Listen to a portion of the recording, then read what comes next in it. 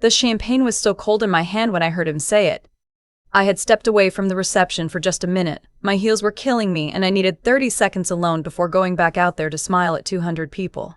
I slipped down the side hallway near the catering exit, the one nobody uses, and that's when I heard my brother-in-law's voice around the corner. "Honestly, you could have done so much better." I stopped. "Come on," my husband said, and he laughed. Not an uncomfortable laugh, not the kind where you're trying to politely shut someone down. It was easy, relaxed, like they were talking about a bad trade in fantasy football. "I'm serious," my brother-in-law said. "She's fine, but you could have had anyone." "I know," my husband said, "but she's steady. She trusts me. That's useful." Useful? I stood there in the hallway of the Riverside Grand Hotel in my grandmother's pearl earrings, and a dress I'd spent 4 months paying off, and I heard my husband of 6 hours describe me as useful. I didn't move. I don't know how long I stood there. Long enough for them to walk away laughing. Long enough for a server to come around the corner with a tray of mini crab cakes and give me a worried look before I forced a smile and said I was just catching my breath. I went back to the reception. I danced. I cut the cake. I let him spin me around the floor to a Frank Sinatra song that had been my mother's idea. And I smiled until my face hurt. And the whole time, one sentence was playing on a loop in my head. "She trusts me. That's useful." I should tell you something, because I've noticed that whenever women in my situation tell this story, there's always someone in the comments who asks, "If you knew he was like this, why did you marry him?" It's a fair question. Here's the honest answer. I didn't know the full picture until it was too late. I knew he was careless sometimes. I knew he could be dismissive. I told myself that was just how he was, a little emotionally unavailable, a little selfish, but fundamentally a good person who loved me in his own way. I told myself a lot of things. When you've been with someone for 4 years and you built a life around them, you get very good at explaining away the parts that don't add up. You stop asking questions because you're afraid of the answers. My brother-in-law, though, I had always known he was cruel. He'd been making small, cutting comments about me since the day we met. Too quiet. Too serious. Not fun enough for his brother. My husband always brushed it off. That's just how he is. I stopped expecting him to defend me. I just learned to avoid my brother-in-law at family events and count the minutes until I could go home. But what I heard in that hallway wasn't just cruelty, it was coordination. My husband wasn't uncomfortable. He wasn't trying to change the subject, he agreed. And then he told his brother exactly what I was good for. So I went back to my wedding reception. I smiled. I danced. I let him take my hand and say, "I love you, sweetheart," in front of everyone. And I said it back. And I started making a plan. The first night of our honeymoon in Asheville, he fell asleep by 10 o'clock. I lay there staring at the wood-beam ceiling of our rental cabin, listening to the rain on the roof, and I thought about every moment over the past 4 years that had felt slightly off. The trips he took without much explanation, the way his phone always went face down on the table. The time I found a receipt for a restaurant in a neighborhood he'd never mentioned going to. The way he sometimes came home a different version of himself. Softer, lighter, and I'd thought he was just having a good day. I thought about what it means to be trusted. And I thought about the fact that he had given me access to everything. Joint checking account, his email password, his idea. He'd offered it once to prove he had nothing to hide. His work calendar synced to my phone. His laptop, which he left open on the coffee table every morning while he made his coffee. He thought that was safe. He thought I was too trusting to ever look. I opened my phone in the dark, and I sent myself one note, just 3 words. Start from scratch. I didn't touch anything right away. That's the thing they don't tell you about this kind of situation. The ones who get caught are the ones who move too fast. I'd spent enough years as a paralegal to know how paper trails work. You don't rip out the thread. You follow it first, slowly, until you know exactly where it leads. The first week back from our honeymoon, I went about life as normal. I made dinner. I asked about his day. I laughed at his jokes. I touched his arm at the right moments and said the right things and watched him relax completely into the idea that nothing had changed. Meanwhile, I started paying attention. His phone wasn't locked around me. He'd never bothered to add that layer because, again, he trusted my trust. So while he showered one morning, I went through his texts. I wasn't looking for anything specific. I was just looking. I found it in 11 minutes. A thread with a contact saved as AW, no last name. The messages went back 8 months, which meant they started 6 months before our wedding. They weren't explicit, but they were enough. Thinking about last weekend, miss you already, that kind of thing. Recent enough that the timestamps told me everything. I put the phone back exactly the way I found it. I walked into the kitchen and poured myself a cup of coffee and stood at the window watching a cardinal hop around our backyard, and I thought, I already knew. Some part of me already knew. The sadness came and I let it. For about 20 minutes, sitting at the kitchen table with my hands around my mug, I let myself feel the full weight of it, and then I set it down. The way you put a heavy bag on a shelf, and I got to work. My brother-in-law had always been the louder problem. He was arrogant, reckless, and he ran a property management company that I had always suspected wasn't entirely above board. Not because I had proof, just instinct. The way he talked about certain tenants, the way he and my husband joked about keeping the books creative. I'd filed it away. Now I took it back out. I called an old colleague from my paralegal days, a woman I'd worked with for 6 years before I left the firm. She was sharp, careful, and she owed me a favor I'd never collected. I didn't tell her everything. I just told her I needed someone discreet to help me look into a property management operation in the county, and that I thought there might be something worth finding. She said she'd see what she could do. In the meantime, I focused on my husband. He kept the cloud backup turned on for everything. I knew his Apple ID because I'd helped him set up a new phone 2 years ago, and he'd never changed it. I signed in from my own laptop one evening while he was watching a game in the other room, and I found what I needed in his photos, screenshots of conversations, a few pictures that weren't mine to see, and one document that made my stomach go cold. It was a loan agreement. His name, my brother-in-law's name, a significant amount of money, no bank involved. And based on the terms, the kind of terms you don't put in a legitimate document, it wasn't a personal favor between brothers. It was leverage. My brother-in-law had something over my husband, or my husband had something over him. I wasn't sure which way it ran yet, but I was going to find out. I forwarded everything to a private email account I'd created from a coffee shop 2 towns over, using a laptop I'd borrowed from my cousin. I deleted the sent files, signed out, closed the laptop. When my husband came into the kitchen for a snack 30 minutes later, I was reading a novel. He kissed the top of my head and said I seemed quiet. "Just tired," I said. He nodded and went back to his game. The next piece came from my colleague. She called me on a Thursday afternoon while I was on my lunch break, and what she told me wasn't surprising so much as it was complete. My brother-in-law had been misclassifying rent payments to avoid reporting them as income. Small amounts scattered across multiple properties, adding up to something that would be very interesting to the IRS and potentially to the State Housing Authority as well. She had documentation. She'd pulled public records, cross-referenced with filing dates, built a picture that was clean and clear and impossible to argue with. "What do you want to do with it?" she asked. "Not yet," I said. "I'll tell you when." I sat on everything for 3 weeks. Those were the strangest 3 weeks of my life. I went to work, I cooked dinner, I watched my husband move through our house like a man who believed he had arranged the world perfectly around himself. He was affectionate, attentive even, planning a trip to Portland for a 3-month anniversary, talking about maybe getting a dog.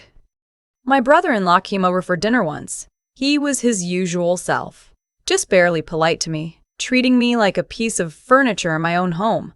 After they'd had a few beers, I heard him say something in the kitchen that made me set down my dish towel and stand very still. "She never going to figure it out," he said. My husband laughed. I walked back in with the salad bowl and smiled and asked if anyone wanted more bread. That was the night I decided I was done waiting. The first thing I did was send an anonymous tip to the IRS fraud hotline. I had the documentation from my colleague. Organized, specific, with dates and property addresses and filing numbers. I didn't attach my name to anything. I just gave them the thread and let them start pulling. The second thing I did was call a divorce attorney. I'd already done the research. I knew which assets were joint and which were his. I knew what a court would likely do with a marriage of less than 6 months where one party had evidence of infidelity predating the wedding. I knew what my rights were. I had spent 3 weeks quietly learning every detail I needed to know, and I walked into that attorney's office on a Wednesday morning feeling calmer than I had in years. I filed for divorce that same week. I didn't tell my husband right away. I let the papers sit with the attorney while I handled a few other things. I transferred my direct deposit to my own account. I'd had one before we married that I'd never fully closed, just let go quiet. I moved my most important documents. I called my mother. She already knew something was wrong. Mothers usually do. "How long have you known?" she asked. "Since the wedding," I said. She was quiet for a long moment. Then she said, "I'm coming down this weekend." "I know," I said. "I know." My husband got the divorce papers on a Thursday evening. I was in the kitchen when he came in from the garage, and I saw the exact moment his whole self shifted. He stood in the doorway holding the envelope, and he looked at me with an expression I had never seen on his face before. "What is this?" His voice was careful, controlled. "You know what it is." He set the envelope on the counter. He put his hands flat on the granite like he needed something to hold on to. "We need to talk about this." "We can talk through the attorneys?" "Stop." He moved toward me, and there was a version of him I almost recognized in that moment, the one that knew how to be soft when he needed something. "Whatever you think you know." "I don't think," I said. "I know. There's a difference." His face changed, just slightly. "You went through my phone?" "I went through a lot of things." He was quiet. I watched him trying to find the right angle, the way he always did when something wasn't going his way, looking for the door that would give him the upper hand. He didn't find one. "You can't just blow up our marriage because of—" "Because of what?" I asked. "Because of AW? Because of the loan agreement? Because of what you said to your brother in the hallway at our wedding reception?" That last one landed differently. I saw it. His jaw tightened, and his eyes shifted, and for the first time since I'd known him, he had absolutely nothing to say. "She trusts me," I said quietly. "That's useful, remember?" He opened his mouth, closed it. "I trusted you," I said, "and you were right. That was useful. It was useful for you for a long time, but I'm done being useful." I picked up my keys from the counter and my overnight bag from behind the pantry door. I packed it 3 days ago, and I walked out to my car. He called twice before I reached the highway. I let it go to voicemail. 2 weeks later, the news about my brother-in-law broke. It started as a county-level inquiry and moved faster than I expected. Apparently, I wasn't the only one who'd noticed irregularities, just the only one who'd put together a clean enough package for someone to act on it. Within 10 days, he was under a state housing authority investigation and facing a federal tax inquiry. His business partner quietly resigned. 2 of his larger property contracts were suspended pending review. My husband called me 7 times that day. I answered once, just to hear what he'd say. "You did this," he said. His voice was flat, exhausted. "Your brother did this," I said. "I just made sure someone was paying attention." "You have no idea what this does to our family." "You stopped thinking about this family," I said, "a long time before I did." I hung up and blocked the number. The divorce was finalized in 4 months. No children, no mortgage in joint names. We'd been renting while we looked for a house, which turned out to be one of the few pieces of luck in the whole situation. The settlement was clean. I got back what I'd put in, plus my half of what had accumulated in the joint account during the marriage, plus legal fees. I was 36 years old and starting over from zero, and I cannot explain to you how light that felt. My mother helped me move into a small apartment on the north side of the city, the kind of place with big windows and old hardwood floors and a fire escape I could put plants on. We carried boxes up 2 flights of stairs, and she made us grilled cheese on my first night there, standing in my new empty kitchen in her good coat because we hadn't found the box with the hangers yet. "You should have told me sooner," she said. "I know. I would have helped." I know that too. I pulled my half of the sandwich apart and looked at her across the counter. I needed to do it myself. Does that make sense? She looked at me for a long moment. Then she nodded, slowly. Yeah, she said. It does. I thought about my husband sometimes, in the months after. Not with longing. More like you think about a chapter of a book you didn't enjoy but feel like you understood by the end.